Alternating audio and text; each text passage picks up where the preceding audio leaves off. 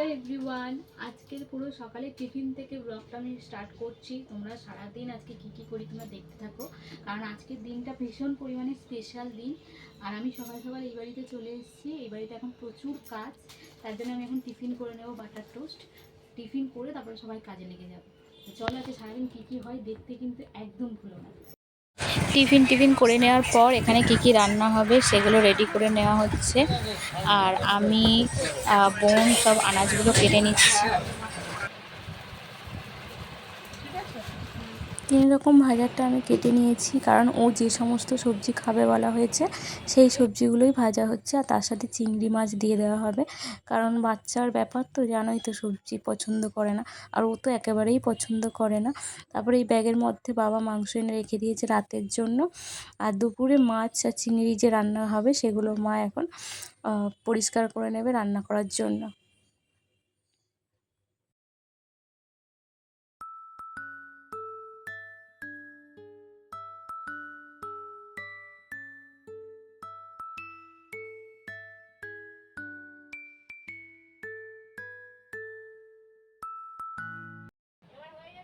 দুপুরে রান্নার জন্য সব রেডি হয়ে যাওয়ার পর আবার রাতের রান্নার জন্য রেডি করতে বসে গিয়েছি, কারণ দুপুরের খাওয়া দাওয়ার পরেই রাতের রান্না বসিয়ে দেওয়া হবে। বিকেল থেকে সব লোকজন আসতে শুরু করবে, তো তার জন্য রান্না বান্না করে রেডি করে রাখা হবে। তো সেই কারণেই আমরা এখন থেকে রেডি করে নিচ্ছি।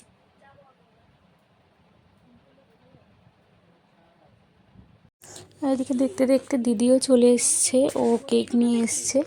আর কেকটা দেখো ভীষণ বড়, আর আনবক্সিং করলে নিশ্চয়ই তোমরা দেখতে পাবে যে কেকটা কেমন হয়েছে। তো এখানে দিদি চলে এসছে সমস্ত কিছু রেডি করে নিয়ে।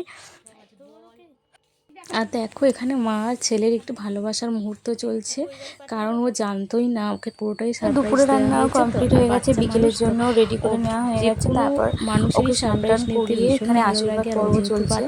আশীর্বাদ করে নেওয়ার পরেই খেতে দেওয়া হবে। অলরেডি অনেকটাই লেট হয়ে গেছে, কারণ আমরা বিকেলে রান্নাটাও রেডি করছিলাম, তো সেই কারণে একটু লেটও হয়ে গেছে। তো ওকে তাড়াতাড়ি খেতে দিতে হবে, খিদেও পেয়ে গেছে, তো তার জন্য একটু তাড়াহুড়ো করছিলাম।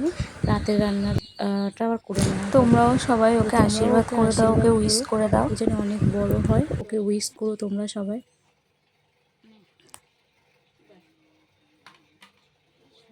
তো আশীর্বাদ পর্ব সারা হয়ে যাওয়ার পরে ওকে তাড়াতাড়ি খেতে দেওয়া হয়েছে। আর এখানে ওর জন্য রান্না করা হয়েছিল, ও যেগুলো মেনলি খেতে ভালোবাসে ওই বলেছিল যেগুলো রান্না করতে, তো সেগুলোই করা হয়েছে। বললাম যে আগেই 5 রকম ভাজা করা হয়েছে, তো আর মাছের মাথা দিয়ে ডাল, তারপরে মাছের ঝোল, এই সমস্ত যেগুলো খেতে চেয়েছিল। তো তারপরে আর ব্লগটা স্টার্টিং করিনি, কারণ বিকেলে রান্নাবান্না করা হচ্ছিল। এখানে ঘরটা বাচ্চারা সাজাতে বসে গিয়েছে, আর এখানে আমি রেডি হয়ে গিয়ে কেকটাও অনেক ডেকোরেশন করতে হবে, তো তার জন্য কেকটা নিয়েও বসে গেছি। আর সবাই এখানে আস্তে আস্তে আসা শুরু করে দিয়েছে, তো তার জন্য আর লেট করিনি। তো তোমরা কেকটা দেখতেই পাচ্ছ, খুব সুন্দর। আর ও যেহেতু খেলাধুলা করতে ভালোবাসে, তো তার জন্য এই কেকটা দেওয়া হয়েছে ওকে। এই কেকটা এখন আমি একটু সাজিয়ে নিই, সাজিয়ে নেওয়ার পরে আবার তোমাদের সঙ্গে শেয়ার করছি। তোমরা বলবে যে কেকটা কেমন হয়েছে।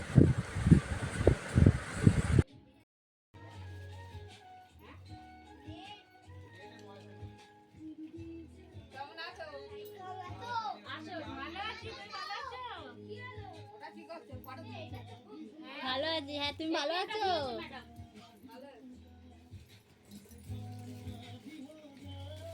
বসো।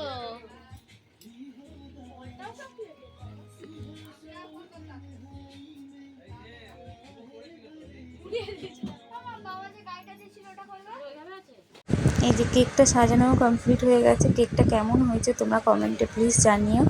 আর কেকটা ভীষণ বড় ছিল, বুঝতে পারছি না যে ক্যামেরায় কতটা বোঝা যাচ্ছে, বাট খুব বড় ছিল। আর এখানে ওর বন্ধুবান্ধবও চলে এসেছে সবাই, আর তারপরে ওর ঠাম্মা, ওর বাবা, ওর পিসিরা সবাই এখানে চলে এসেছে। আর 2-1টা ওর বন্ধুরা আসতে বাকি ছিল, তো তার জন্য আমরা ওয়েট করছিলাম।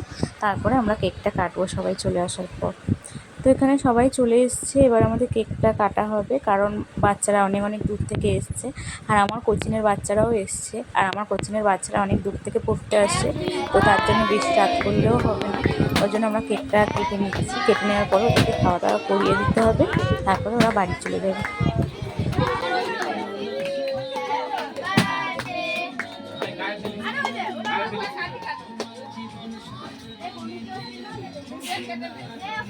মামা মামা নে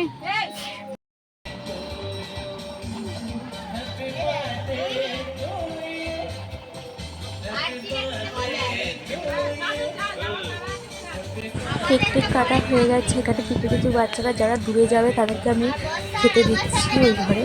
আর এখানে সবাই বসে গল্প করছে যাদের কাছাকাছি বাড়ি। আজকের ব্লগটা তোমাদের কেমন লাগলো অবশ্যই কমেন্টে জানিয়ে, ভালো লাগলে সাবস্ক্রাইব করে চ্যানেলটা পাশে থেকো।